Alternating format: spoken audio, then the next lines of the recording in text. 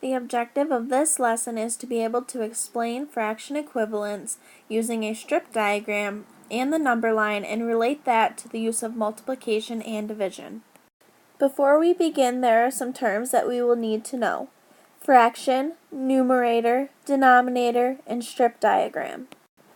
Fraction. A over B of the whole is the amount formed by A parts, each the size of 1 over B.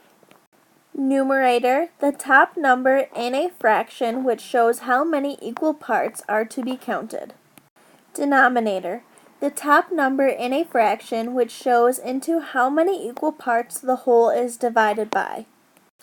And lastly, strip diagram, using lengths of rectangular strips to represent quantity.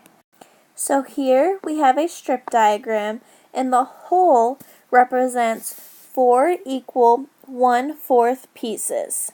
These 3 shaded portions represent 1, 2, 3 1/4 units, which gives us 3/4.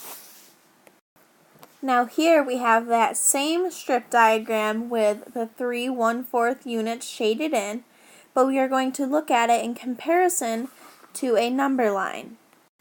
Our number line is going to begin at 0 and end with 1. Now, just like our strip diagram, our number line, 0 to 1, represents our whole, just like the strip diagram represents the whole as well. So in order to look at this number line as a fraction, we must split the number line into equal portions. Now, in order to match a strip diagram, we must break 0 to 1 into 4 equal 1/4 units. So we begin with 0, and then we label 1/4, 2/4, 3/4, and 1. Now, if you look carefully, my number line actually matches up. The end of the strip diagram and the 0 line up, the end of the strip diagram and 1 line up. Then all of the units in between line up as well, and that helps when you're comparing your strip diagram to a number line. So since our strip diagram has 3 shaded portions, we are going to have to go 3 units on our number line.